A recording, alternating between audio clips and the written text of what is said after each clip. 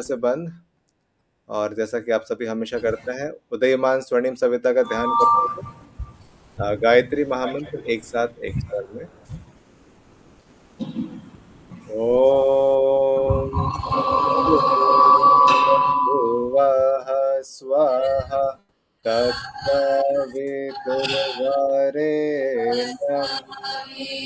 भर्गो देवस्य धीमहि धियो यो नः प्रचोदयात्।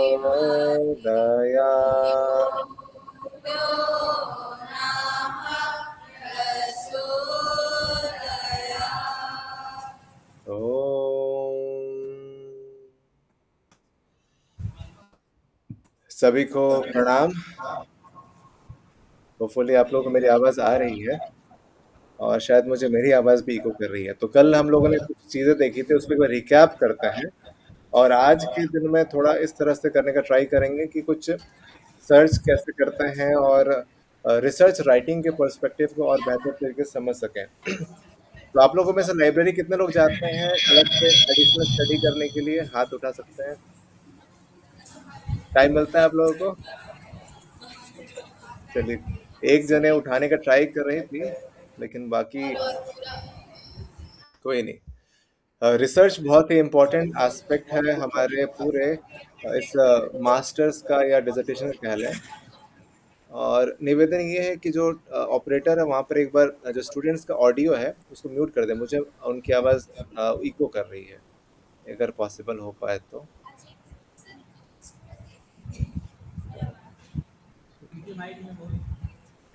मैं स्क्रीन शेयर करता हूँ, देखते हैं कल वाली चीज़ें फिर से वापस करने का है ना। चलिए बढ़िया, आपको दिखाई दे रहा है screen?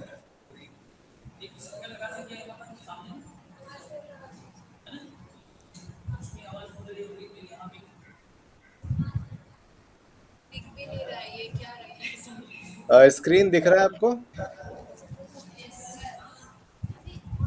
Understanding research and role in yoga करके जो कुछ दिखा रहा है।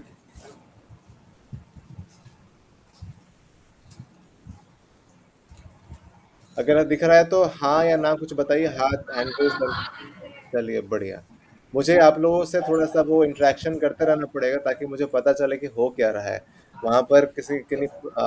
जो मैनिक्विन वगैरह होते हैं उनको तो नहीं रख दिया है या फोटो तो नहीं है, तो उसको बराबर आप लोग थोड़ा कंफर्म करते रहिएगा। तो चलते हैं कल जहाँ से हमने शुरू करा था। और सबसे पहली चीज़ तो यहाँ पर एक एक्नॉलेजमेंट और ग्रैटिट्यूड इस तरह से कि जो मुझे रिसर्च के बारे में थोड़ा बहुत भी अनुभव हुआ है या थोड़ा बहुत भी पता है, उसके लिए मैं योगाचार्य डॉक्टर आनंद बाल योगी भवनानी जी का बहुत धन्यवाद करता हूँ, जिनके अंडर में मैंने ये सारी चीज़ें सीखी हैं और इनके चलते ही अभी तक मैं जो भी मैं आपको सिखाने वाला हूँ वो आपको पता चलेगा। तो थोड़ी बहुत भी मेरी अंडरस्टैंडिंग रिसर्च के रेस्पेक्ट में है तो वो इनके ही कारण है। तो इन्होंने बहुत हेल्प करी है। और अगर आपको कभी मौका मिले, अगर गूगल पे कहीं पर भी सर्च करना हो तो इनके आर्टिकल्स, इनके लेक्चर्स, इनके वीडियोस, इनके रिसर्च पेपर्स, इनकी किताबें आप कोशिश करिए खोजने की। जिस सहजता से राइटिंग जो है इनकी वो बहुत हेल्पफुल है।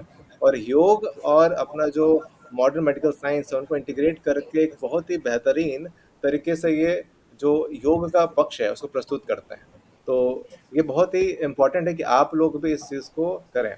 बस एक इंस्टेंट शेयर करूँगा कि जब मैं मास्टर्स में था तो हम लोगों को एग्ज़ाम्स होते थे तो क्वेश्चंस के आंसर फॉर्मुलेट करने में बहुत अलग सा होता था कि कहाँ से कैसे करें। जब मैं वहाँ पढ़ रहा था तो मेरा जो कोर्स था योगा एंड होलिस्टिक हेल्थ का। तो होलिस्टिक हेल्थ जब मैं था तो हमारे जो आंसर्स थे तो वो इन्हीं के रिसर्च पेपर से रिलेटेड रहते थे और मुझे अच्छे अंक प्राप्त हो जाते थे। तो अगर आप लोगों को भी किसी को इस तरह से अच्छे अंक प्राप्त करने हैं या इस तरह से आपको अंडरस्टैंडिंग बिल्ड करनी है तो इनके पेपर्स बहुत ही हेल्पफुल आपको होंगे। इसके बाद जब मैं बीएसवी में था तो बैचलर्स में मैंने एक बहुत ही छोटा सा प्रयोग करने का प्रयास किया था रिसर्च के टर्म में, राइटिंग के रेस्पेक्ट में और एक्सपेरिमेंटेशन जो रिसर्च का पार्ट है उसके टर्म में। और उस समय डॉक्टर वंदना श्रीवास्तव, आप सभी जानते होंगे इनको, इन्होंने मुझे हेल्प करी थी और थोड़ी बहुत जो इनिशियल था, जो इनिशिएशन था, स्टार्टिंग फेज़ थी, यज्ञ का अलग-अलग पैरामीटर्स पे एंग्ज़ायटी पर बेसिकली क्या इम्पैक्ट पड़ता है, उसको हमने करा था। कुछ साइकोलॉजिकल पैरामीटर्स के साथ में लेकर के, जिसमें गैल्वेनिक स्किन रिस्पॉन्स जीएसआर वो आया था। एक निवेदन फिर से है कि अगर आप स्टूडेंट्स का जो माइक है उसको जो ऑडियो इधर से है उसको म्यूट कर दें, मुझे इको आ रही है बार-बार, तो मुझे मेरी ही आवाज़ सुनाई दे रही है, अगर पॉसिबल हो तो। तो डॉक्टर वंदना श्रीवास्तव मैम ने मुझे हेल्प करी थी और ये मैं तो एलुमनाई हूँ आप सभी का और ये एक बहुत अच्छी पिक्चर है जो एक व्यक्ति जो रिसर्च के अपने ज्ञान के शिखर पे हो और वो अपने स्टूडेंट को, जो कि मैं इतना बहुत बड़ा स्टूडेंट नहीं हूँ उनका, एक छोटा स्टूडेंट हूँ और उसके हिसाब से भी वो जो सहजता और वो एक आत्मीयता उनका प्रदान करने का तरीका है, वो बहुत ही अच्छा है। और आप लोग भी उनके साथ जुड़ने का ट्राई करिएगा और इस तरह से आप योग में रिसर्च के फील्ड में बहुत अधिक आगे बढ़ सकते हैं। तो बेसिकली एलुमनाई हूँ मैं आप डीएसवीी का और एक बहुत अच्छी कोशिश की जा रही है इंडियन योगा एसोसिएशन के थ्रू, जहाँ पर अलग-अलग लेवल्स पे जैसे कि अगर हम लोग देखें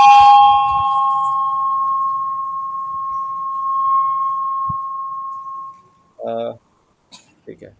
हाँ, तो अलग-अलग लेवल्स पे जैसे हम लोग देखते हैं यहाँ पर आप देख रहे होंगे एक जो मेरे नाम के पहले योगाचार्य है, इस तरह से बहुत सारे टर्म्स हैं जो कि यूज़ होते हैं और ये खुद से नहीं लिए जाते हैं और इनको प्रदान किया जाता है, एक तरह से दिया जाता है ताकि आपको वो आप जिस स्तर के हैं उस हिसाब से आपको ग्रेजुअली ईयर बाय ईयर आपको ग्रेजुएट जैसे आप करते हैं वैसे योग के टाइटल्स में दिया जाता है। तो थेरेपी के क्षेत्र में भी एक आईवाईए के थ्रू एक पहल है जहाँ पर योग चिकित्सक सहायक, योग चिकित्सक रत्ना, बहुत सारी चीज़ें हैं। आप लोगों को आवाज़ नहीं आ रही? हेलो? आवाज़ नहीं आ रही आप लोगों को? एक मिनट मैं देखता हूँ इसको कैसे करा जाए।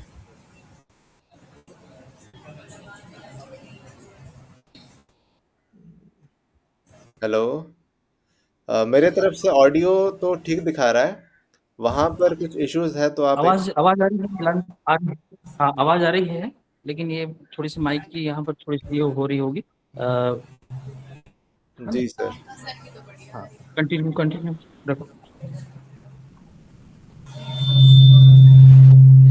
तो चलते हैं आज जो हम लोग कल करने वाले थे उसको थोड़ा-सा शॉर्ट में आज करने का ट्राई करेंगे, कितना हम लोग समझ सकते हैं। तो ये पूरा जो है जो वर्कशॉप कह लें या हम लोग एक 5 दिन का एक अंडरस्टैंडिंग बिल्ड करने वाले हैं रिसर्च के ऊपर। तो ये इर्द-गिर्द किसके बीच घूमने वाला है कि आज का और कल का जो सेशन था उसके हिसाब से, जहाँ पे हमें रिसर्च होता क्या है, जो कि आप लोग पहले भी कुछ जानते हैं और डेटाबेस को कैसे पता करते हैं और बेसिक राइटिंग का फॉर्मेट क्या होता है, अगर रिसर्च हम लोग लिख रहे हैं, तो वो कैसे लिखते हैं, तो उसको हम लोग देखेंगे। और आपका सिलेबस आपने देखा हुआ, आपको पता है रिसर्च मेथोडोलॉजी और स्टैटिस्टिक्स के हिसाब से जो है, वो बहुत लंबा सिलेबस है और आप लोग उसको पढ़ेंगे ग्रेजुअली आपके टीचर्स पढ़ाएँगे, तो आपको वो सही समझ में आएगी और आपको उसमें मज़ा भी आएगा जब आप उसको करेंगे तो। तो वास्ट सिलेबस है, वो आपके टीचर्स आपको अच्छे से पढ़ाएँगे। हम लोग यहाँ पर बेसिक रिसर्च की अंडरस्टैंडिंग देखेंगे और उसको लिखते कैसे हैं, वो समझने का प्रयास करेंगे। ये आपके लिए कहाँ पर हेल्पफुल हो सकता है? ये आपके लिए आपके डिसर्टेशन के लिए हेल्पफुल हो सकता है। दूसरा, जब आप किसी तरह का आर्टिकल लिखते हैं in the form of blog या किसी भी तरह का, तो वहाँ पर भी क्रिएटिव राइटिंग आपको हेल्प करेगी। और इसी तरह से ही आपको जब भी आप अपने अलग-अलग तरह के लेखन कार्य में जाएँगे, फॉर एग्ज़ाम्पल जब आप आर्टिकल्स लिख लिया, पोएम है, किसी तरह का भी लेखन करते हैं, तो एक स्ट्रक्चर बनाने का तरीका आपको मिलेगा। तो एक रिसर्च पर्सपेक्टिव यहाँ पर हेल्प कर सकता है। तो आपका बेसिक जो डिसर्टेशन है और आगे आप फ्यूचर में कुछ रिसर्च करना चाह रहे हैं, तो उसको लिखते कैसे हैं, उसका एक बेसिक स्ट्रक्चर हम लोग देखेंगे। तो कमिंग बैक कि रिसर्च होता क्या है? तो हमने कल एक देखा था कि लड़कों को बेसिकली क्या है मोबाइल गैजेट्स वगैरह बहुत सारे पसंद है, तो हम लोग जब भी अगर खरीदते हैं, तो कैसे खरीदेंगे? हम लोग एनालिसिस करते हैं कि ये फ़ोन कैसा है, दूसरा फ़ोन कैसा है, मोटोरोला किस तरह का है, रियलमी का क्या अभी तक में फीचर्स आए हुए हैं, ओप्पो में क्या है, मोटोरोला का क्या है। तो ये सारी चीज़ें हम लोग देखते हैं, उसके बाद एनालिसिस करते हैं, फिर हम लोग उसको खरीदते हैं। सिमिलरली अगर महिलाओं के पक्ष में देखा जाए, मतलब लड़के लड़कियां सभी कपड़े वगैरह के टर्म्स में है, लेकिन जेंडर बायस के बिना भी अगर देखें तो अगर हम लोग कपड़ा खरीदते हैं तो भी हम लोग उसको अलग अलग लेवल पर एनालाइज करते हैं, देखते हैं, उसको कंपेयर करते हैं, उसके फीचर्स को देखते हैं, उसके बाद फिर हम लोग कपड़े खरीदते हैं। तो ये बहुत कॉमन तरीका है जो हम लोग करते हैं। तो रिसर्च हमारे डे टू डे लाइफ का एक पार्ट है, ऐसा नहीं है कि ये कुछ नई चीज़ है जो हम लोग करने वाले हैं। तो जैसे कंपेयर करते हैं मॉडल्स को, उसके फीचर्स को, उसके बैटरी लाइफ को, और उसके प्राइस को। तो इस तरह से उसके फीडबैक्स और रिव्यूज के आधार पर हम लोग देखते हैं। तो ये क्या है, ये एक तरह का रिसर्च है, और इसी को हम लोग जब एक साइंटिफिक तरीके से, एक स्ट्रक्चर तरीके से लिखने और प्रस्तुत करने का ट्राई करते हैं, तो वो साइंटिफिक रिसर्च के रूप में देखता है। तो ये दो एग्जांपल्स मैंने जो आपको दिए, कपड़े खरीदने का और मोबाइल खरीदने का। तो हम लोग ये सारी चीज़ देखते हैं कि ऑप्शंस क्या हैं, स्टाइल्स को कंपेयर करते हैं, रिव्यू को पढ़ते हैं, और फैब्रिक वगैरह का पता करते हैं, साइज, रिटर्न पॉलिसी, फलाना ढिकाना जितना भी हो सकता है उस हिसाब से। तो हमने ये देखा, कल भी मैंने ये आपको बात बताई थी, आज फिर से रिपीट कर रहा हूँ यहाँ पे, कि जब हम लोग ऑनलाइन ड्रेस शॉप कर रहे हैं तो उसके स्टेप्स क्या क्या हो सकते हैं। तो पहले तो है सर्च किया ड्रेस को कि क्या ड्रेस खरीदना है, कुर्ता खरीदना है, पजामा खरीदना है, कुछ सलवार सूट खरीदना है, साड़ी खरीदनी है। हमने एक सेलेक्ट कर लिया, एक क्राइटेरिया, एक एरिया। उसके बाद हमने उसको अलग अलग विभिन्न तरीके से कलर और स्टाइल्स के हिसाब से उसको पता किया कि कौन सा कलर, कौन सा स्टाइल वैसा है। उसके बाद उसके रिव्यूज को हमने देखा कि ये अगर किसी ने खरीदा है तो ये कैसा है, उसको पसंद आया है, 1 से 5 तक के स्टार में कुछ दिया हो, कुछ फोटोज उसने डाले होंगे, कुछ लिखा होगा। तो उसके आधार पर हम लोग उसके बारे में और ज्यादा पता करते हैं कि वो है क्या। इसके बाद फिर हम लोग उस मटेरियल की क्वालिटी, साइज वगैरह देखते हैं कि हमारे लिए है कि नहीं। साइज जैसे कल हम लोग बात कर रहे थे, स्मॉल है, मीडियम है, लार्ज है, एक्स्ट्रा लार्ज है, डबल एक्सएल है, ट्रिपल एक्सएल है, जो भी जिस तरह का साइज है। फिर हम उसको ऑर्डर करते हैं, फिर उसको हम ट्राई करते हैं, और हम लोग ऑर्डर एक नहीं कर सकते, हम लोग 3-4 करते हैं, ताकि वो हमारे लिए कौन सा हेल्पफुल है, कौन सा काम का है, कौन सा नहीं है, वो हम लोग चुन चुन सकें। तो जो हमें बेस्ट सूट करता है, जो अच्छा दिखता है, उसके बाद हम लोग उसको रखते हैं। जो नहीं हमें पसंद आता है या जो जिसकी रिक्वायरमेंट नहीं होती है, उसको हम लोग हटा देते हैं। तो ये सेम इसी तरह का प्रोसेस अगर हम लोग समझने का ट्राई करें तो रिसर्च के बराबर है। जो हम लोग साइंटिफिक रिसर्च को समझने का ट्राई कर रहे हैं, या योग में जो रिसर्च हम लोग समझने की कोशिश कर रहे हैं, ये उसी के तरह है। अब इसमें क्या होता है, सेम अगर प्रोसेस को देखा जाए तो हम लोग कपड़े को खोज रहे थे, तो यहाँ पर हम लोग समस्या देखते हैं, प्रॉब्लम, या जो रिसर्च क्वेश्चन होता है उसको देखते हैं कि क्या चीज़ है जिस पर हम लोग रिसर्च करेंगे, शोध करेंगे। भ्रामरी प्राणायाम पे करेंगे, सूर्य नमस्कार पर करेंगे, प्रज्ञा योग व्यायाम पर करेंगे, या किसी डिजीज के ऊपर करेंगे, कोई प्रणव आधारित कोई किसी तरह का हमारे पास कॉन्सेप्ट है उस पर करेंगे। तो एक एरिया रिसर्च क्वेश्चन ले सकते हैं, या किसी तरह का प्रॉब्लम हम लोग लेते हैं। उसके संदर्भ में फिर हम लोग उसके रिलेटेड और जितनी भी चीज़ें हुई हुई हैं कार्य, चाहे वो किताब के रूप में हो, कहीं आर्टिकल के रूप में हो, कहीं और किसी ने इसी तरह की सिमिलर रिसर्च की हो, किसी अन्य किसी पैरामीटर्स को लेकर, किसी डिजीज को लेकर के, तो हम लोग उसको खोजते हैं कि उन्होंने किस तरह से इसको रिसर्च करा होगा। उनको पढ़ते हैं, एक अंडरस्टैंडिंग डेवलप की जाती है। फिर उसको जब हम लोग ने पढ़ लिया, अंडरस्टैंडिंग थोड़ी सी बना ली, तो फिर हम लोग उन अंडरस्टैंडिंग्स और उन रिसर्च पेपर्स के, एक्सपेरिमेंट्स के आउटकम्स को समझने का प्रयास करते हैं। क्या वो सफल रहा था या विफल रहा था, या सफल विफल दोनों ही तरह की चीजें हुई थी उनमें। फिर हम लोग ये देखते हैं कि उस पूरी प्रक्रिया में जो यूज किए गए वहाँ पे टूल्स थे, या जो मेथड्स था, जो प्रक्रिया थी, वो क्या क्या थे। क्या क्वेश्चनर इस्तेमाल किया गया था, क्या कोई बायोमेडिकल पैरामीटर्स थे क्या वहाँ पर, कहीं वहाँ पर एचआर हार्ट रेट वेरिएबिलिटी ली गई थी क्या, वहाँ पर ब्लड प्रेशर मेजर करा गया था क्या, बीएमआई मेजर की गई थी क्या, वेस्ट सरकमफ्रेंस मेजर किया गया था क्या, कुछ क्वेश्चनर्स और भी थे क्या एडिशनल। तो ये सारा कुछ हम पता करते हैं, मेथड्स क्या थे उसमें, इंस्ट्रूमेंट्स क्या थे। उसके बाद फिर हम लोग एक्चुअल में एक अपने स्तर पर उस प्रक्रिया को, रिसर्च को एक्सपेरिमेंट करते हैं, और हम देखते हैं कि वो करने पर हमें क्या डिजायर्स रिजल्ट्स मिलते हैं। वो हमने एक्सपेरिमेंट करा, फिर एक्सपेरिमेंट करने के बाद फिर हमें कुछ रिजल्ट्स मिले होंगे, तो उसको हम लोग नोट करते हैं, उसके फाइंडिंग्स को पता करते हैं। और जब फाइंडिंग्स हमें मिलती है, तो हम लोग जब इस पूरी प्रक्रिया में एक क्रम अपनाते हैं, रिसर्च क्वेश्चन बनाने के बाद कि क्या-क्या संभावनाएँ हो सकती हैं। तो उन संभावनाओं में से कोई संभावनाएँ हमारे जो पहले से अज़्यूम की गई होंगी, उसके हिसाब से होंगी, कुछ नहीं होंगी। तो जो अज़्यूम की गई थी, वो हम लोग उसको एक्सेप्ट करते हैं, जो नहीं थी उनको रिजेक्ट करते हैं। इसको हाइपोथेसिस टेस्टिंग कहा जाता है। तो इस तरह से पूरी रिसर्च की प्रक्रिया होती है। तो ये एक पूरा बेसिक अंडरस्टैंडिंग है। कपड़े जब भी खरीदेंगे तो आप लोगों को रिसर्च भी समझ में आए। अब रिसर्च को अगर देखें कि उसकी डेफिनेशन के पहले अगर मीनिंग देखें उसको, तो एक साइंटिफिक इन्वेस्टिगेशन है। अब सिस्टमैटिक और साइंटिफिक है। सिस्टमैटिक बेसिकली हम लोग बोलेंगे कि एक विधिवत प्रक्रिया है। आपने कभी भी अगर आप असेंबली लाइन का नाम सुना होगा, जब भी कोई गाड़ी मैन्युफैक्चर होती है, तो उसकी असेंबली लाइन बनती है।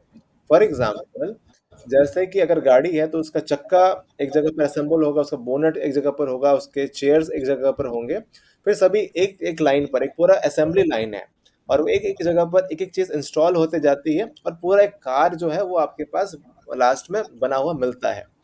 तो रिसर्च भी इसी तरह से एक सिस्टमैटिक इन्वेस्टिगेशन है, एक अन्वेषण की प्रक्रिया है, जहाँ पर हम लोग किसी विशेष विषय पर अपना शोध करते हैं, उस विशेष विषय को खोजने का प्रयास करते हैं, उस पर कुछ विशेष चीज़ें होंगी, जो वहाँ की प्रक्रिया होंगी, जो भी फैक्ट्स होंगे, कुछ थ्योरीज़ होंगी, कुछ एप्लीकेशंस होंगे, उनको समझने का, उनको खोजने का प्रयास करते हैं। और इन इस पूरी प्रक्रिया में सिस्टमैटिक इन्वेस्टिगेशन में कुछ चीज़ें इन्वॉल्व होती हैं, जैसे कि उसमें कुछ कलेक्शन होगा, कुछ ऑर्गेनाइजिंग होगी, एनालाइजिंग होगी, इन्फॉर्मेशन होगा। इन चीज़ों को हम आगे बताएँगे कि क्या है, कि क्या कलेक्ट करना पड़ता है, क्या ऑर्गेनाइज़ करना पड़ता है, क्या एनालाइज़ करना पड़ता है और उसके आधार पर ये हमें हमारी समस्या को हल करने में सहायता करता है। तो ये हमें प्रॉब्लम सॉल्व में हेल्प करता है। हम जो कर रहे हैं, अगर योग के संदर्भ में ही बात करें, तो जो हम प्रक्रिया कर रहे हैं, फॉर एग्ज़ाम्पल सूर्य नमस्कार कर रहे हैं। आपने सूर्य नमस्कार का प्रभाव आपके शारीरिक और मानसिक स्वास्थ्य पर देखने का प्रयास करा कि effect of Surya Namaskar for physical and mental health.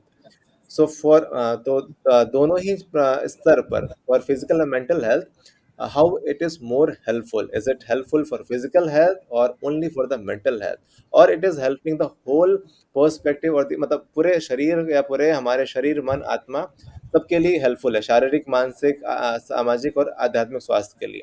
तो ये हम उस लेवल पर पता करते हैं। तो ये हमें हमारे प्रैक्टिसेस को इम्प्रूव होने में मदद करता है। जैसे कि एक बहुत अच्छा शोध है, आप लोग खोजने का प्रयास करिएगा, जब मैं आपको बताऊँगा खोजते कैसे हैं, और आपको पता भी है तो आप खुद से भी कर सकते हैं कि एक सूर्य नमस्कार का एक अभ्यास वो देखा गया था, सूर्य नमस्कार की प्रक्रिया देखी गई थी कि सूर्य नमस्कार का प्रभाव कैसा पड़ता है। तो 2 तरीके से करा गया था सूर्य नमस्कार। तो एक था फास्ट पेस्ड सूर्य नमस्कार, एक स्लो पेस्ड सूर्य नमस्कार। एक को तेजी गति से किया गया था, एक धीमी गति से किया गया था। और ये पता करने का प्रयास किया गया था कि जो 12 स्टेप्स का सूर्य नमस्कार है, वो कितना प्रभावशाली है हमारे विभिन्न स्तर पर, विभिन्न डायमेंशंस हमारे हेल्थ के। हेल्थ के डायमेंशंस आपको समझ में आता है, physical health, mental health, social health, spiritual health के आधार पर। तो इन शोध पर ये पता किया गया कि जो फास्ट पेस्ड सूर्य नमस्कार हैं, जो तेज गति से सूर्य नमस्कार किए जाते हैं, वो हमारे फिजिकल हेल्थ, जो फिजिकल बॉडी है, उसको ज़्यादा प्रभावित कर रहे हैं और मेंटल स्तर पर उतना उनका प्रभाव नहीं दिखा। सॉरी। और जैसे ही जब हम लोग वो देखते हैं कि स्लो पेस सूर्य नमस्कार किया गया था, उसका प्रभाव फिजिकल हेल्थ पर भी था और मेंटल हेल्थ पे भी था, क्योंकि वहाँ पर ब्रीदिंग का जो सीक्वेंस था, वो सिम्पैथेटिक और पैरासिम्पैथेटिक, एक सिम्पैथो-वैगल नर्वस सिस्टम के हिसाब से समझते हैं अगर हैं, तो सिम्पैथेटिक और पैरासिम्पैथेटिक जो 2 हमारे नर्वस सिस्टम के पार्ट्स हैं, उनको बैलेंस करने का काम कर रहा था। तो ये एक प्रयोग किया गया था, तो पता किया गया था। तो इस तरह से हम समझ सकते हैं, जब हम लोग ने ये प्रयोग किया या किसी ने ये प्रयोग किया, तब ये हमें पता लगाने में मदद करता है कि ये हमारे प्रैक्टिसेस को किस तरह से इम्प्रूव कर सकता है।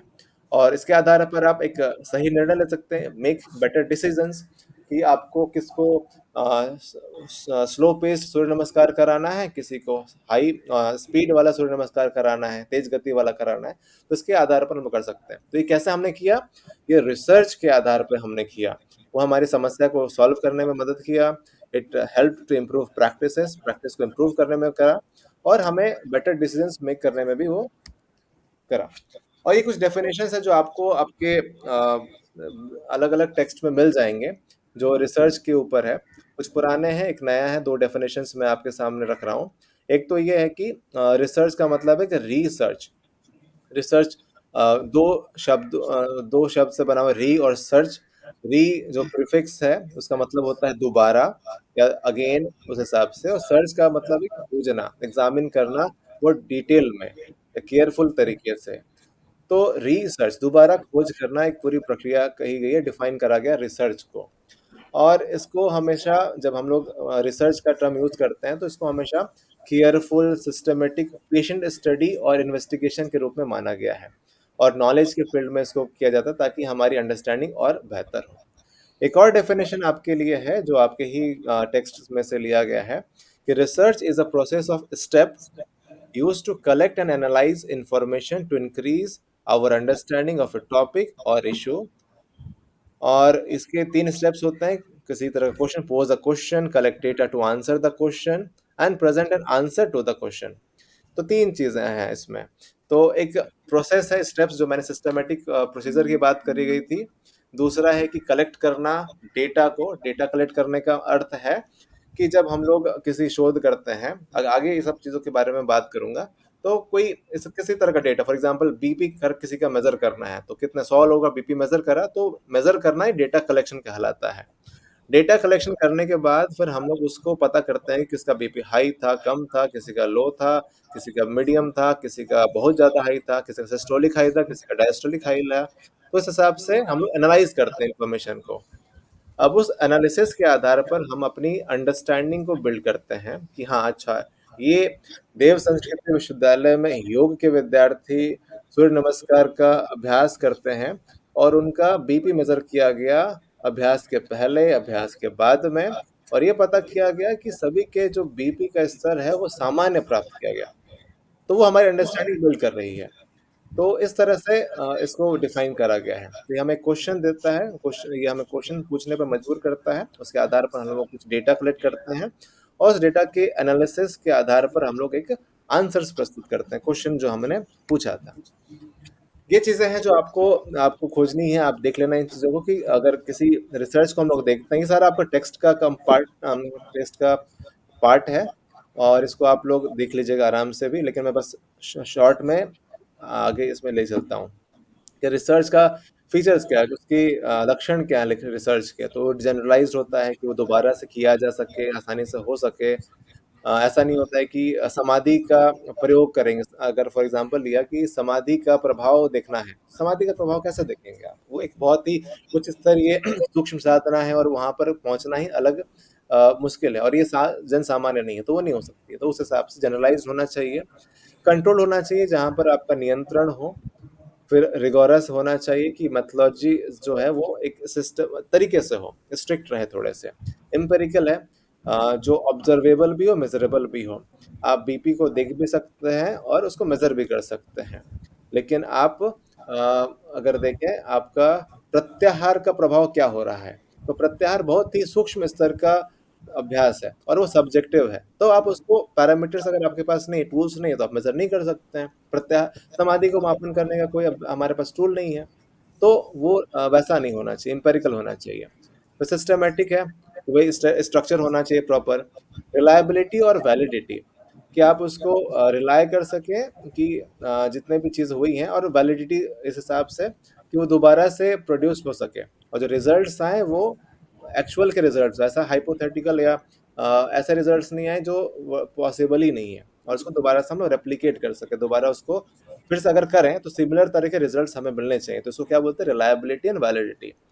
फिर ऑब्जेक्टिव होना चाहिए, कि ऐसा नहीं है कि अ, आप में से कोई एक व्यक्ति हैं जो इंस्ट्रक्टर हैं, जो करवा रहे हैं, उनको अभ्यास करा रहे हैं, तो एक ग्रुप को तो उन्होंने अच्छे से ट्रीट करा, दूसरों को उन्होंने अच्छे से ट्रीट नहीं करा, कुछ डेटा उन्होंने अच्छे से भरा, कुछ डेटा को अच्छे से नहीं भरा। तो ये बायसनेस नहीं होनी चाहिए, भेदभाव नहीं होना चाहिए। फिर एनालिटिकल एक्यूरेट होना चाहिए, कि जो क्रिटिकल थिंकिंग है, जिसके बाद करने का है, उसको समझने का प्रयास करना चाहिए, जो कि स्टैटिस्टिक्स वगैरह में आता है, पी वैल्यू वगैरह सारा कुछ है, उस पर मैं नहीं जा रहा अभी। फिर क्रेडिबल है कि नहीं, जो डेटा है वो सही तरीके से डाला गया है कि नहीं, सारा होना चाहिए। क्रिटिकल है कि वो इन्वॉल्व करता है सारा एग्जामिनेशन, सारा जितना प्रोसेस फॉलो किया गया है उसके प्रॉपर एग्जामिनेशन हुए हैं कि नहीं। तो उसको हम लोग क्रिटिकल रूप में देखते हैं इसके कैरेक्टरिस्टिक्स को। अब रिसर्च के टाइप्स बहुत सारे हैं, तो मैं बस शॉर्ट में बताते चल जा रहा हूँ कि एप्लीकेशन के आधार पर, उसके प्रयोग के आधार पर, एक तो आप थ्योरेटिकल रिसर्च कह सकते हैं इसको, प्योर या बेसिक रिसर्च के रूप में समझ सकते हैं, जहाँ अगर योग की भाषा में मैं ले रहा हूँ, योग की कॉन्सेप्ट्स के हिसाब से ही, कि जो योगिक कॉन्सेप्ट्स हैं, थ्योरीज हैं, उनको अगर हम लेते हैं तो वो बेसिक या प्योर रिसर्च के रूप में कहलाते हैं। और अप्लाइड रिसर्च है जहाँ एक्सपेरिमेंटल हो रहा है, जहाँ पर हम लोग योगा थेरेपी बेसिक जो आजकल बहुत हम लोग प्रयोग करते हैं उसके प्रभाव को देखते हैं। और एक आप लोगों के लिए एक टास्क है, आप लोग पता करिएगा एक टर्म, योगा थेरेपी और योगोपैथी। यज्ञोपैथी मैं नहीं बोल रहा हूँ, यज्ञ यज्ञ यज्ञो यज्ञोपैथी नहीं बोला, योगोपैथी और योगा थेरेपी। योगोपैथी, YOGOTHERAPHY, योगोपैथी और योगा थेरेपी, आप लोग सर्च करिएगा। और कल जब हम लोग मिलेंगे तो आप लोगों में से मैं किन्हीं से पूछ के ये कंफर्म करूंगा। फिर दूसरा है ऑब्जेक्टिव के आधार पर, कि डिस्क्रिप्टिव है, एनालिटिकल है, एक्सप्लोरेटरी है, एक्सपेरिमेंटल है। तो हमारा जो उद्देश्य है उसके आधार पर हम लोग इसको डिवाइड करते हैं। इन्हीं डिटेल्स में मैं नहीं जा रहा हूँ, आपके टीचर से आपको वो अच्छे से और बता पाएंगे। फिर मेथोलॉजी के आधार पर हम लोग देखते हैं कि क्वांटिटेटिव और क्वालिटेटिव या दोनों मिक्स वाले हम लोग रिसर्च टाइप देखते हैं। क्वांटिटेटिव बेसिकली किसी क्वांटिटी के आधार पर है, मेजरेबल होगा। क्वालिटेटिव हमारे अनुभव के आधार पे हो सकता है, और मिक्स्ड दोनों ही तरह की चीज़ों पर। अब ये वाला पार्ट बहुत महत्वपूर्ण है, और importance of research in the context of yoga. अब जब हम लोग ये चीज़ कर रहे हैं तो आप लोगों को समझ में आ रहा है कि हाथ ऊपर खड़ा करिए। अ, ठीक है, चलिए अभी तक ठीक है। कोई प्रश्न है? चलिए ठीक है। ये सब पढ़ा हुआ लग रहा है आप लोगों के द्वारा कि कुछ नया है? चलिए, मुंडी हिल रही है तो थोड़ा सा समझ में आ रहा है, कुछ ऐसा भी हो रहा है तो ठीक है। मैं ये मान के चल रहा हूँ कि जिसकी मुंडी हिली ऐसे करके, तो आप लोगों ने पढ़ा हुआ है, थोड़ा समझ में आ रहा है। आगे देखते हैं, importance of research in the context of yoga.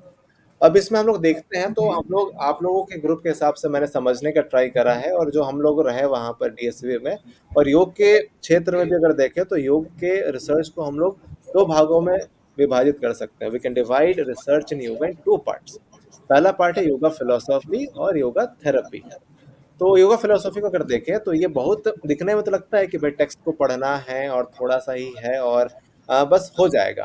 लेकिन this is the most important, most delicate और मोस्ट कॉम्प्रिहेंसिव, और ये बहुत मतलब ना गूढ़ है। गूढ़ इस हिसाब से है कि आपको डिटेल्ड स्टडी करनी पड़ती है हर एक शब्द। और एक संस्कृत योग की भाषा आपको पता है संस्कृत है, तो संस्कृत शब्द के अर्थ बहुत ज़्यादा होते हैं।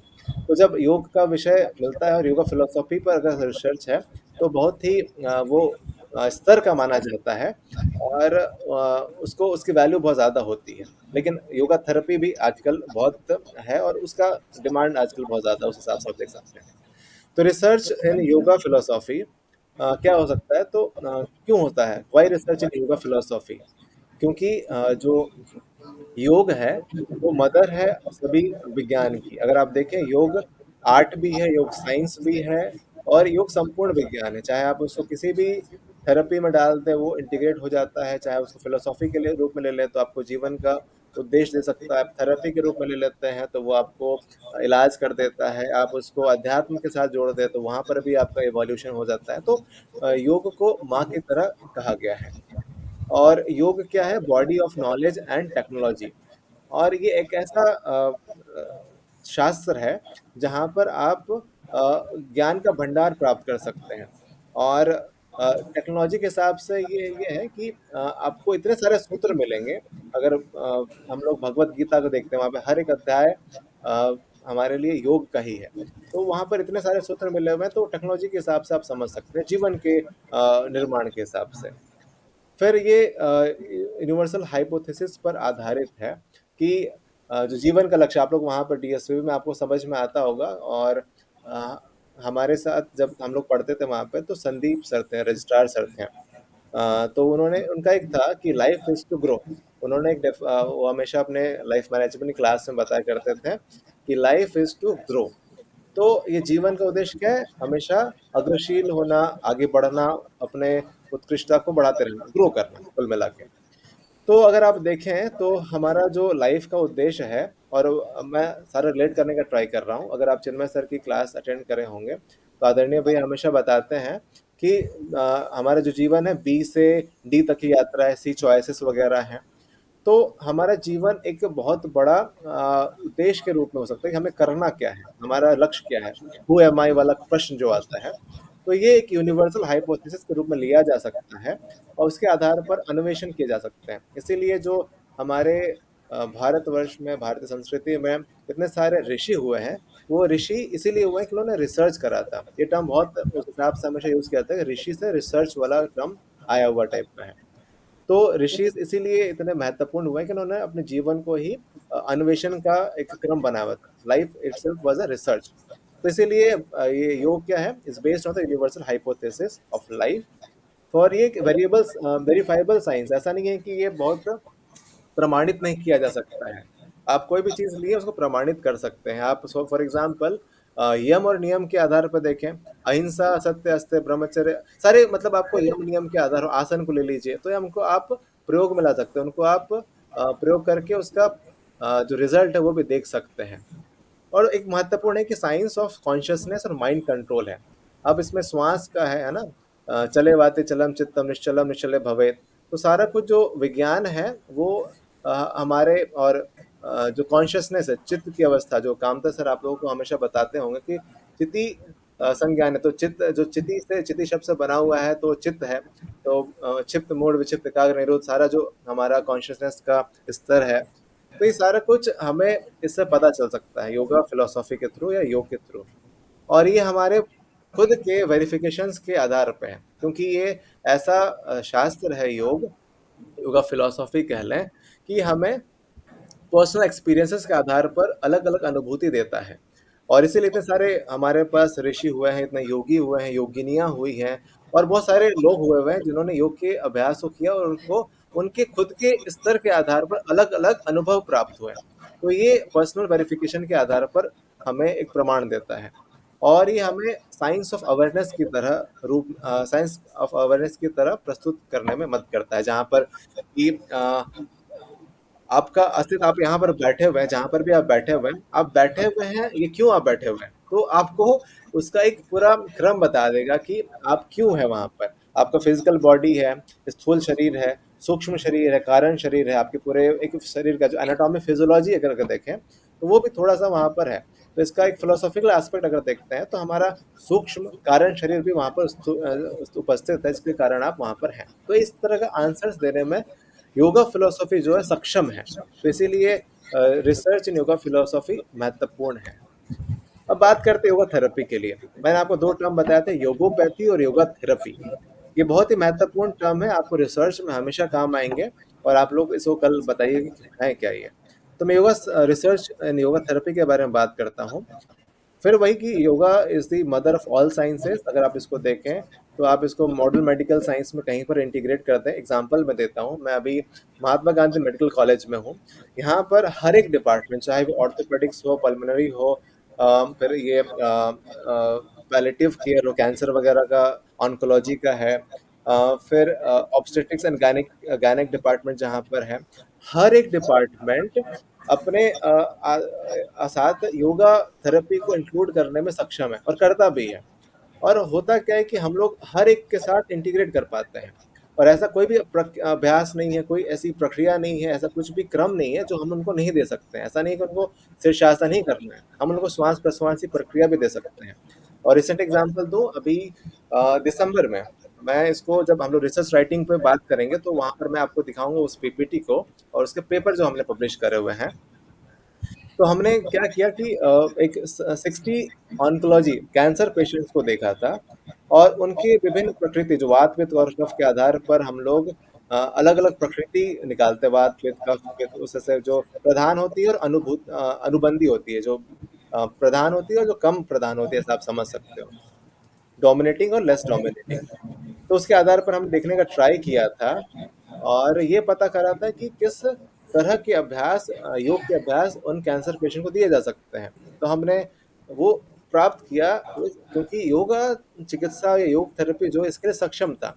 किसी के लिए श्वास प्रश्वास सिर्फ सांस लेना जो एक क्रम के साथ में है, जिसको सुखा प्राणायाम कह सकते हैं या रिदमिक ब्रेथ के हिसाब से है, वो अभ्यास उनके लिए हेल्पफुल था। किन्हीं के लिए योग निद्रा का अभ्यास बढ़िया था, किन्हीं को थोड़ा सा मूवमेंट जो था सूक्ष्म व्यायाम के अभ्यास में वो हेल्पफुल था।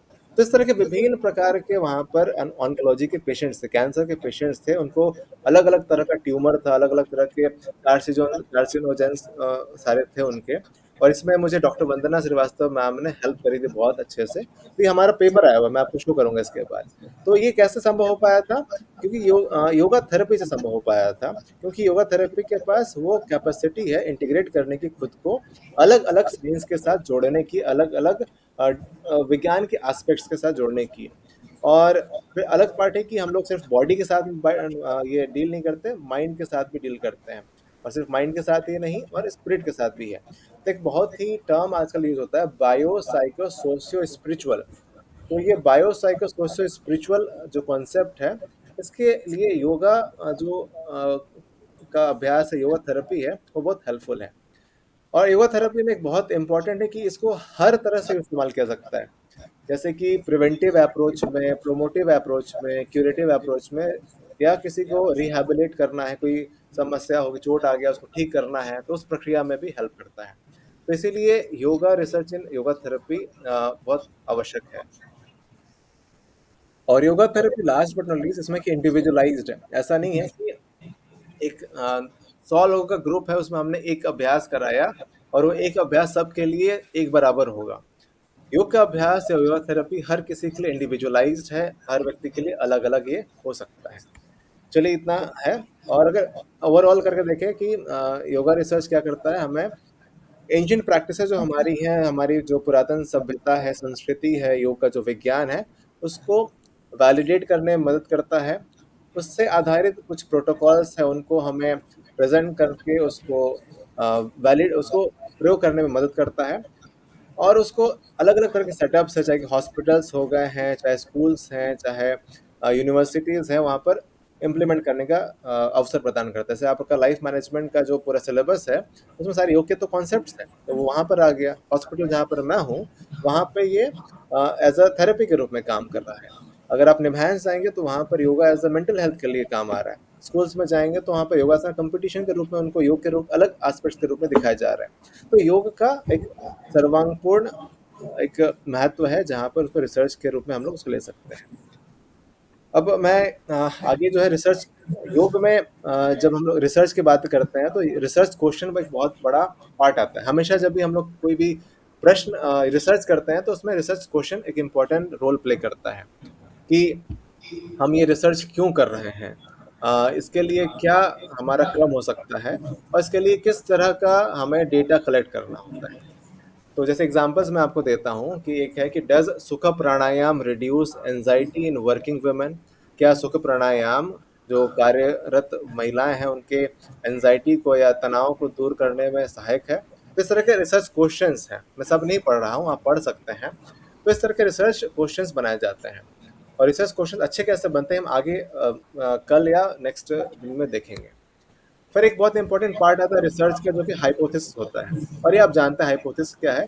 एक पूर्वानुमान कह सकते हैं। जैसे कि मैथ जब आप पढ़ते होंगे, तो हम लोग x बराबर इतना बराबर x मान लेते हैं, उस हिसाब से हम लिख देते हैं x बराबर ये मान लेते हैं कि उस हिसाब से। तो हाइपोथेसिस क्या है कि हम लोग जो रिजल्ट्स हैं उसको पहले ही एज्यूम कर लेते हैं कि हाँ, ये पॉसिबिलिटीज हैं, ये पॉसिबल रिजल्ट्स आ सकते हैं। और जो आते हैं उनको हम एक्सेप्ट करते हैं, जो नहीं आते उनको रिजेक्ट करते हैं।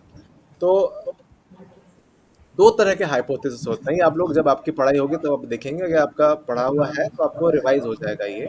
तो दो तरह के हाइपोथेसिस होते हैं। एक नल हाइपोथेसिस होता है, जहाँ पर हम लोग बोलते हैं कि इसका कोई भी प्रभाव नहीं पड़ता है। जैसे भ्रामरी प्राणायाम का तनाव पर कोई भी प्रभाव नहीं है। Yoga has no effect on anxiety levels. योग का तनाव पर या एंजाइटी पर कोई प्रभाव नहीं है। तो हम लोग ये मान के चल रहे हैं कि योग का तनाव पर कोई प्रभाव नहीं है। जब हम एक्सपेरिमेंट करेंगे तब पता चलेगा कि भाई ये तो ऐसा नहीं है, योग का तो तनाव पर प्रभाव पड़ता है। तो आप उस हाइपोथेसिस को, नल हाइपोथेसिस को रिजेक्ट कर देंगे। तो वैसा हम लोग करते हैं, तो इसको हाइपोथेसिस कहते हैं। फिर उसके बाद अल्टरनेटिव हाइपोथेसिस होता है जहाँ पर हम लोग कोई डायरेक्शन देते हैं उस हाइपोथेसिस को, क्या उसका प्रभाव सही होगा या गलत होगा, या उससे प्रभाव से हमें कुछ इंक्रीज हुआ या डिक्रीज हुआ है। अगर वो डायरेक्शन के हिसाब से है तो उसको डायरेक्शनल हाइपोथेसिस बोलते हैं। अगर वो डायरेक्शन नहीं है, सिर्फ प्रभाव बता रहा है या रिलेशनशिप बता रहा है, तो नॉन डायरेक्शनल हाइपोथेसिस बताते हैं। अब यहाँ से हम लोग देखते हैं कि अब ये तो हो गया योग थेरेपी के हिसाब से, क्या फिलोसॉफिकल रिसर्च में या थ्योरेटिकल रिसर्च में भी हाइपोथेसिस यूज होते हैं? तो जवाब है नहीं। जब हम लोग फिलोसॉफिकल या थ्योरेटिकल रिसर्च करते हैं तो वहाँ पर हाइपोथेसिस की नीड नहीं होती है। वहाँ पर सिर्फ हम लोग क्वेश्चंस, रिसर्च क्वेश्चंस के आधार पर ही उसका अन्वेषण करते हैं, रिसर्च को अलग तरीके से इन्वेस्टिगेट करते हैं। अब आते हैं आपका जो मेन पार्ट है, इसको मैं थोड़ा शो करना चाहूँगा, हमारे पास जो भी समय है अभी उसके हिसाब से। तो रिसर्च को खोजने के लिए मैंने कल आपको बताया था कि हमारे पास क्या-क्या अलग-अलग स्रोत हैं। तो पहला स्रोत तो इस हिसाब से है कि गूगल हम लोग देखते हैं ना, तो आपको एक बार स्क्रीन, हाँ, अ,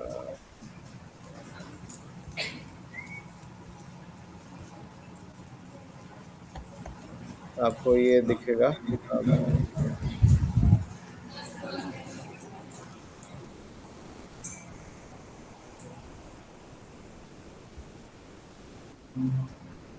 ये आपको दिख रहा है?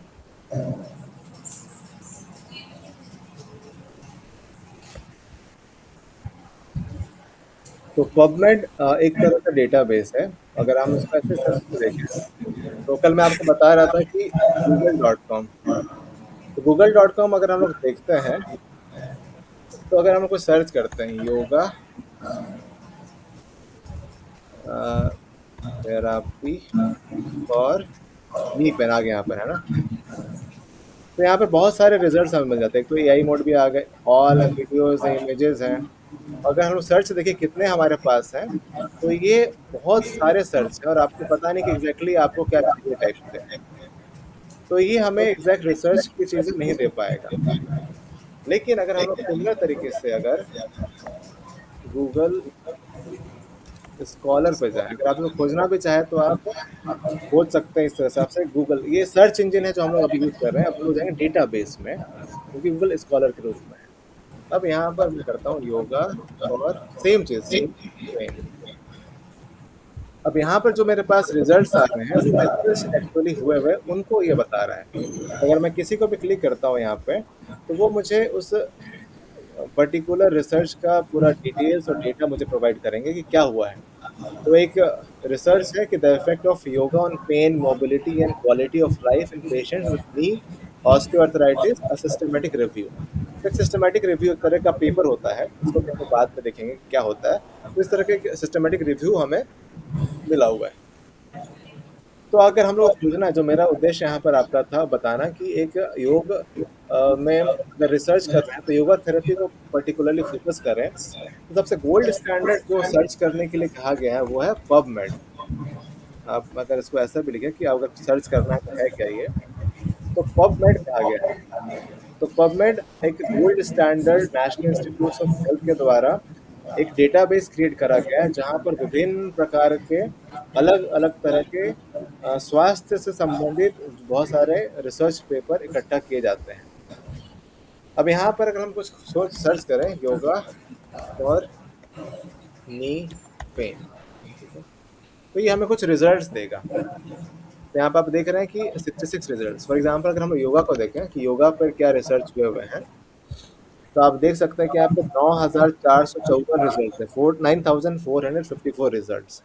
आप ये देख सकते हैं पहले में ये बहुत कम थे और अभी बहुत ज़्यादा हो गए रिसर्च पर ईयर के हिसाब से। 2025 में अभी तक में 575 रिसर्च इसमें इंक्लूड किए गए हुए हैं।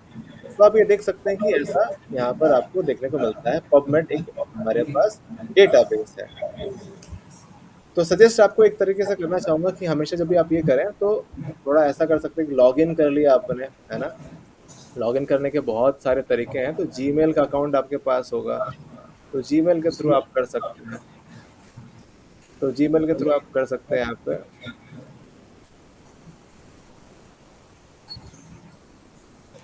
तो जब आप जीमेल के थ्रू करते हैं तो आपका एक अकाउंट क्रिएट हो जाता है, और उसके थ्रू आप जो भी सर्च करें उसको आप सेव कर सकते हैं अपने पास में। जैसे कि आप यहाँ पे क्लिक कर दिया, ये अलग आइटम है, ये है योगा फॉर बोन, फिर मुझे ये वाला रिसर्च इसको नहीं रखना है, फिर नीचे वाला रिसर्च रखना है। अब मुझे इसको सेव करना है। सेव हमारे पास यहाँ पर अलग तरीके से आ सकता है। चार को सेलेक्ट किया गया है, इसका समराइजेशन चाहिए या उनका और अदर डिटेल्स चाहिए, वो आ सकता है। तो क्रिएट फाइल करेंगे तो ये हमारे पास डाउनलोड हो जाता है कुल मिला के। सिमिलरली आप इसको ईमेल भी कर सकते हैं, मैं खुद को भी मेल कर सकता हूँ। जैसे मैंने यहाँ पे टू लिखा नीलाचल और फ्रॉम भी नीलाचल, तो ये मेरे ईमेल पे आ जाएगा, और एज इट इज जितने मैंने सेलेक्ट किए थे वही आ जाएगा। तो ये अकाउंट बनाने से आपके पास जो आपने सर्च किए थे वो आपके पास यथावत वापस आ जाते हैं। अब कमिंग बैक टू हमारा कि कैसे सर्च करते हैं उसको, ये एक मैंने बेसिक दिखाया। अब इसके कुछ कुछ पार्ट्स हैं, उनको मैं एक बार बता देता हूँ, फिर हम वापस इसी पर वापस आते हैं। तो इतना तक कुछ समझ में आया आपको? कुछ दिख रहा है, इंटरेस्टिंग लग रहा है, बोरिंग लग रहा है? किनको बोरिंग लग रहा है हाथ उठाइए। हाँ, ओके। रिसर्च है बोरिंग, मतलब मैं सच क्यों छुपाऊं आपसे। रिसर्च बोरिंग है अगर आपको उसके इंटरेस्ट की चीज़ नहीं मिल रही है, लेकिन हाँ अगर आपको इंटरेस्ट की चीज़ मिल गई है तो थोड़ा इंटरेस्टिंग हो जाता है। ये बहुत लेंदी चीज़ है, इसलिए हर कोई पीएचडी या रिसर्च नहीं करता है, और डिसर्टेशन हमेशा लास्ट में होता है, तो है थोड़ा तो है बोरिंग। चलिए कमिंग बैक कि हमारे पास जो था जो कहाँ गया, हाँ, खोजते कैसे हैं। तो चार प्रक्रियाएं हैं जिनके थ्रू हम लोग खोज सकते हैं, तो मैं ये करके बता देता हूँ।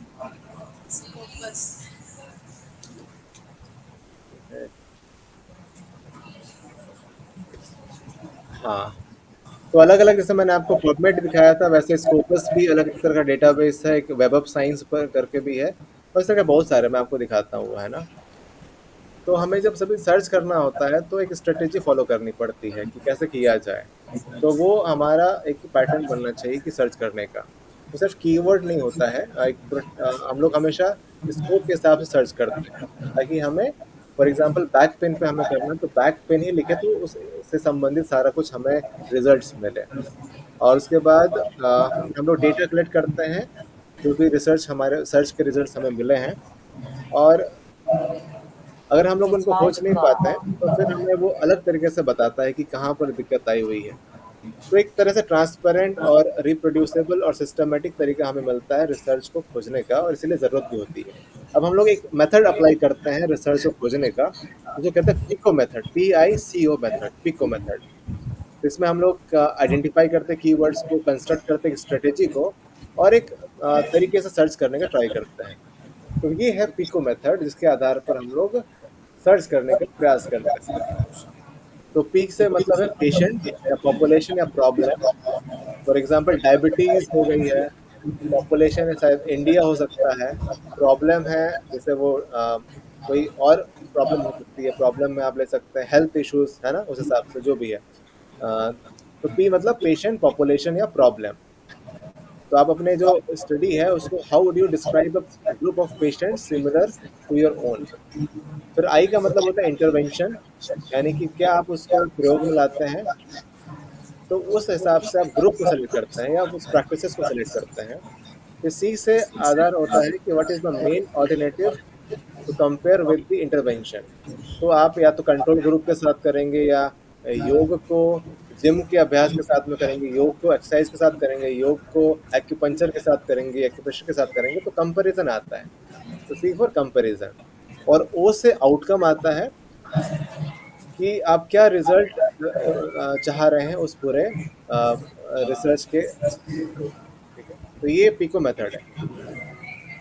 तो ये सारा कुछ एग्जांपल के रूप में देता हूँ कि अगर एक एग्जांपल लेते क्वेश्चन के आधार पर कि in adults chronic lower back pain, how effective is Iyengar yoga compared to physical therapy in reducing pain intensity and improving functional mobility over 8 weeks?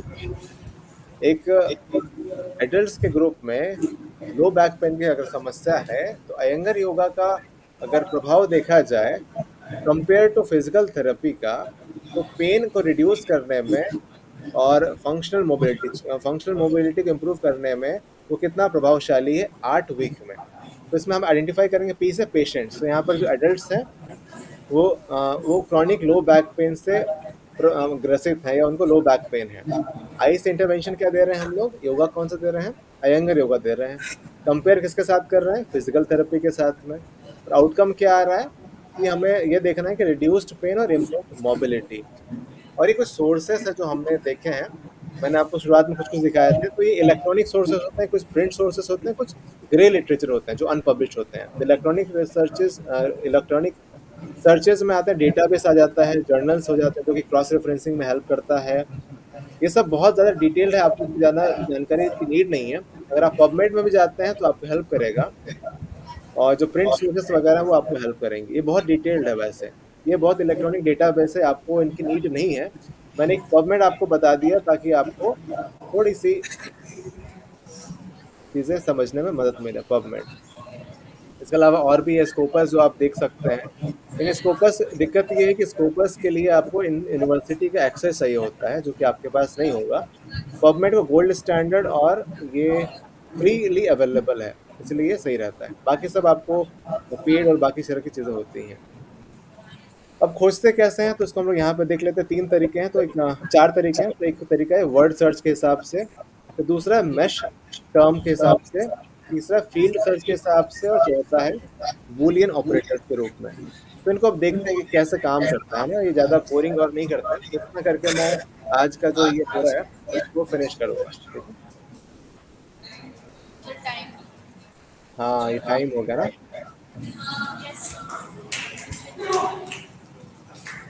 हाँ, ये हम लोग भी करते थे जब सेशन खत्म होता था ना, ताली बजाने से वो ओवर हो जाता था, राइट। तो चलिए बढ़िया, तो काम था सर। मैं 2 मिनट और ले सकता हूँ या यहीं पर रैप अप करूँ? यस सर, ले लीजिए सर। ठीक है, बस एक चीज़ दिखा देते हैं, उसके बाद फिर आप लोग उसको आगे अपने साथ बाद में कर लीजिएगा।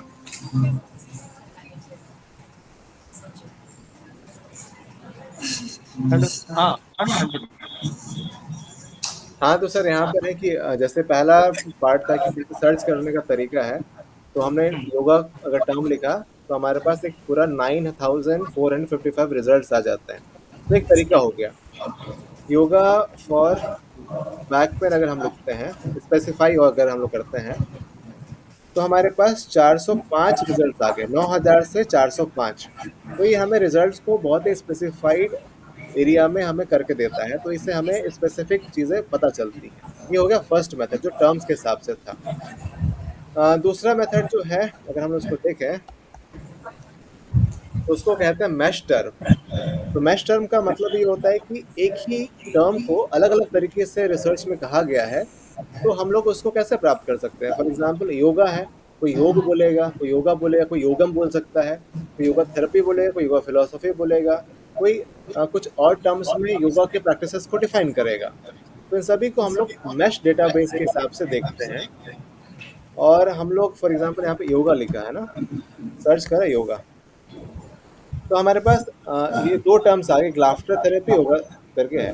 अगर मैं योगा को क्लिक करूं तो मेरे पास इस तरह के कुछ मैश टर्म्स आ जाते हैं, इसको आप देख रहे हैं कि जो रिलेटेड हैं योगा के हिसाब से, जिसमें अलग अलग रिसर्चेस में योगा को किस संदर्भ में लिया गया हुआ है। तो हम लोग अगर यहाँ पर रेस्ट्रिक्ट मैश टर्म्स टॉपिक देखते हैं, मतलब मैं बस बेसिक बताने का ट्राई कर रहा हूँ कि योगा को माइंड बॉडी थेरेपीज के हिसाब से लिया गया हुआ है, स्पिरिचुअल थेरेपीज में आया हुआ है, एक्सरसाइज मूवमेंट टेक्निक्स में लिया गया है, कोई रिलीजियस फिलोसफीज में लिया हुआ है। जब हम लोग इस तरह से सर्च करते हैं, यहाँ पर ऐड टू सर्च बिल्डर, और हम इसको सर्च करेंगे तो हमारे पास कुछ रिजल्ट्स आएंगे। और वो रिजल्ट्स कुछ इस हिसाब से होंगे, जहाँ पर योगा को एज अ हिस्ट्री जहाँ पर होगी उस तरह से लिया गया होगा। तो रिजल्ट्स हमारे पास 3730 है। इसको और हम लोग चीज़ें ऐड करके इसको मिनिमाइज कर सकते हैं। जैसे मान लीजिए हिस्ट्री हो गया, साइकोलॉजी हो गया, तो यहाँ पर ऐड करा तो ये हमारे पास 813 रिजल्ट्स आ गए। तो हमें स्पेसिफिक रिजल्ट्स को खोजने में इस तरह से ये जो मैश टर्म है वो हेल्प करता है। तीसरा तरीका जो मैं आपको बताऊंगा वो पबमेड के हिसाब से है कि योगा, बूलियन अलजेब्रा में बताता हूँ, योगा एंड और नॉर के साथ में, योगा एंड बैक पेन। तो मेरे पास 406 रिजल्ट आ गए स्पेसिफिक। अगर मैं ऐसे लिखता हूँ योगा और बैक पेन, तो ये 406 आ गया। तो ये मैश टर्म्स हमें इस हिसाब से हेल्प करते हैं जहां पर हमें स्पेसिफिक खोजना पड़े। अब मान लीजिए मुझे yoga back pain and neck pain चाहिए, जहां पर नेक पेन के रिजल्ट्स भी हों, तो ये और कम होंगे। तो यहाँ पर 56 ही रिजल्ट है जहां पर बैक पेन भी है, नेक पेन भी है, और वहाँ योगा भी इन्वॉल्व किया गया है। तो इस तरह से हम लोग बूलियन अलजेब्रा का इस्तेमाल कर सकते हैं। और एंड के जगह पर अगर हमने और डाल दिया तो हमें याद, जहाँ जिस भी रिसर्चेस में बैक पेन होगा या नेक पेन होगा तो सारे रिजल्ट्स हमें दिखेंगे। तो 406 रिजल्ट्स थे हमारे बैक पेन के, तो हमारे पास 61 रिजल्ट्स हैं जो कि नेक पेन के ऊपर में भी हैं। तो इस तरह से हम लोग सर्च कर सकते हैं। तो ये बेसिक सा हमारे पास खोजने का तरीका है, इसको हम लोग खोज सकते हैं। ठीक है, तो ये था कुल मिला के आज का। और मैं बताना तो और चाहता हूँ, लेकिन टाइम कंस्ट्रेंट है, मैंने एक्स्ट्रा टाइम आपका ले भी लिया है 8 मिनट, तो मैं यहीं पर विराम दूंगा। और बस एक बार स्लाइड्स में आपको दिखा देना चाह रहा हूँ ताकि आपको एक बार आइडिया बन जाए कि हम लोग आगे वाले सेशंस में क्या करने वाले हैं, ताकि आप प्रिपेयर रहें। 2 चीज़ें हैं, बस 2 चीज़ दिखा के समाप्त करते हैं।